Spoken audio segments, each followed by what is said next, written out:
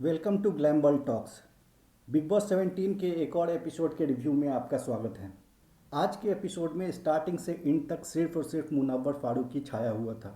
आज का एपिसोड कह सकते हैं कि द मुनव्वर फारूकी एपिसोड था।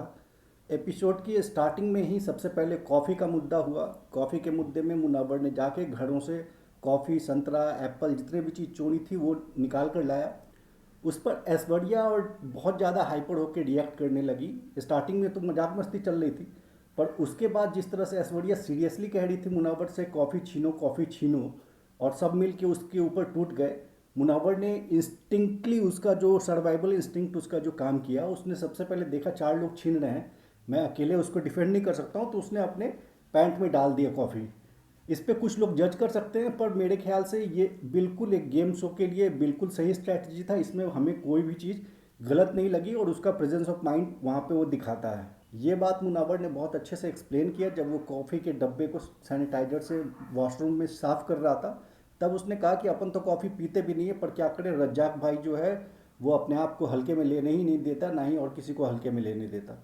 तो वो वहाँ पे बहुत ही फैंटास्टिक लाइन उसने मारी, जो कि उसका वन लाइनर बहुत अच्छा था। फिर हमने एपिसोड में देखा कि कैसे मुनावर ने अंकिता लोखंडे को उसके मुंह पे बहुत बेहतरीन रोस्ट किया कि आप सच की मूर्ति बनती हो, आप तो चोर हो, शॉपलिफ्टर हो, ऐसे करके रोस्ट किया। मजाक मस्तिक में ही किया, लेकिन उसने बहुत अच्छा रोस्ट किया। उसके बाद जो विकी है, विकी को बस ये ईगो पे लग रहा था कि मैं कॉफ़ी कैसे नहीं ले पाया। विकी भी कॉफ़ी पीता नहीं है, लेकिन उसके बस ईगो पे लग रहा था कि मैं कॉफ़ी कैसे नहीं ले पाया। और मुनावर ने जिस तरह से अंकिता को कन्फ्रंट किया कि आप तो सच्चाई की मूर्त बनते हो ना, आप कहते हो आप ऑनेस्ट हो, दिल से खेलते हो, तो आप बताओ।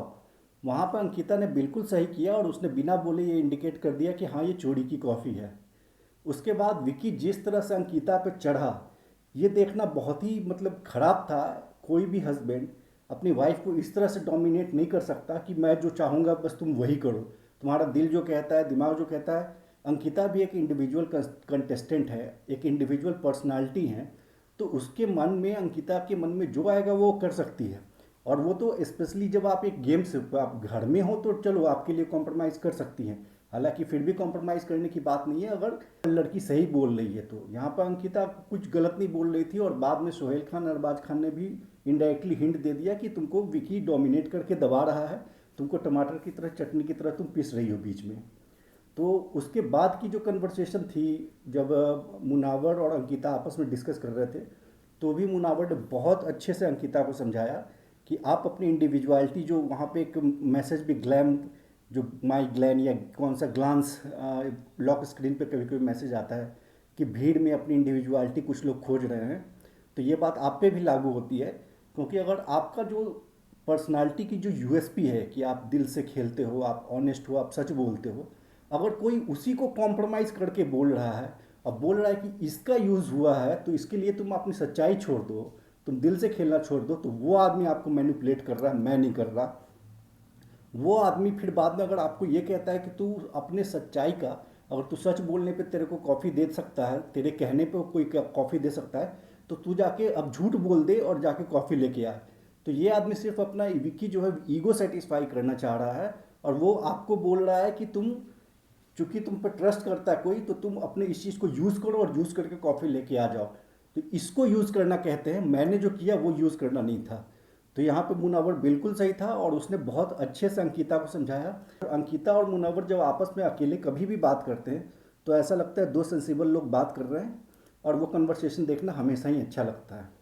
ये सारे जब कॉफ़ी वाले मैटर जब ख़त्म हो गया, स्टार्टिंग से लेके फर्स्ट हाफ पूरा मिडिल ऑफ द एपिसोड तक मुनव्वर मुनव्वर छाया हुआ था। उसके बाद एक फ़न सेगमेंट हुआ, अरबाज खान, सोहेल खान आके, उसमें बहुत कुछ डिस्कस करने का है नहीं, उन्होंने मस्ती मजाक किया और इनडायरेक्टली उन्होंने अंकिता को ही बताया कि आप बीच में पिस रहे हो। फिर से ईसा को एक्सपोज किया कि तुम तो किसी सबको चला रही हो, तुमको कौन चलाएगा। तो दो लड़कों को, जो समर्थ और अभिषेक को चला रही है, वो उस पर बात हुई।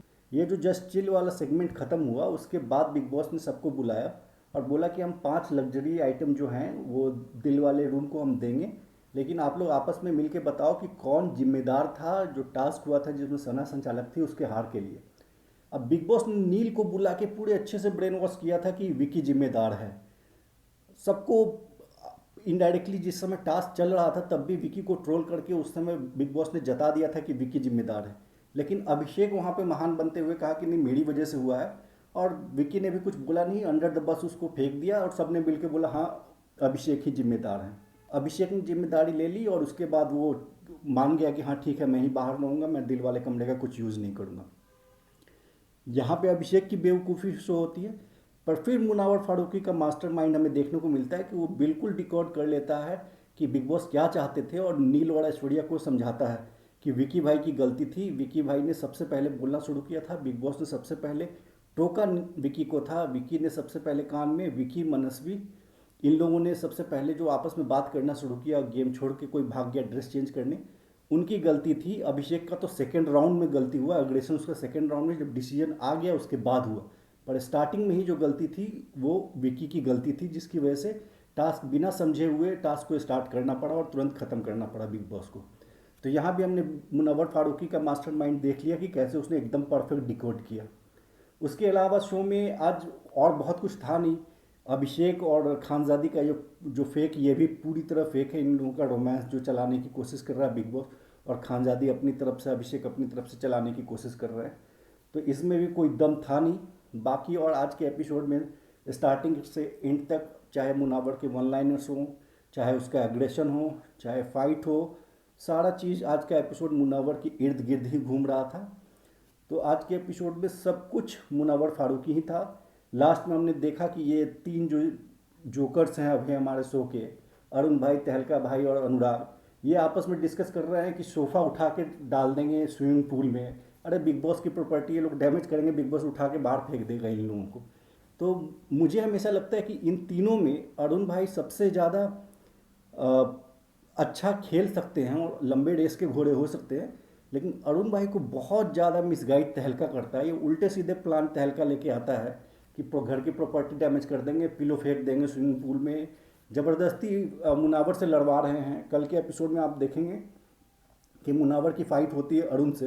ये सारे फाइट के पीछे जो है ये तहलका भाई हैं। मुनावर जाके अरुण से बात भी करना चाहता है फाइट के बाद, पर अरुण कहता है कि नहीं, मुझे बात नहीं करना है।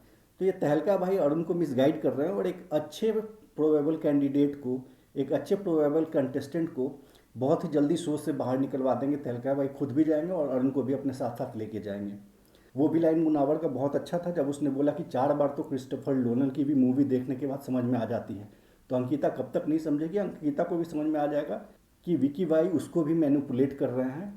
तो ये भी मुनावर बहुत परफेक्ट था। धीरे धीरे अंकिता भी अब चिढ़ने लगी है विकी से, और उसको समझ में आ गया कि विकी मुझे भी मैनिपुलेट करके, और मेरे जो अपना, जैसे क्रिकेट में कहते हैं ना कि आपको अपना नेचुरल गेम कभी चेंज नहीं करना चाहिए, तो अंकिता का नेचुरल गेम कुछ और है। विकी उसको अपनी तरह गेमर बना के मैनिपुलेट करवा के और वैसे खिलवाना चाहता है झूठ बोल के।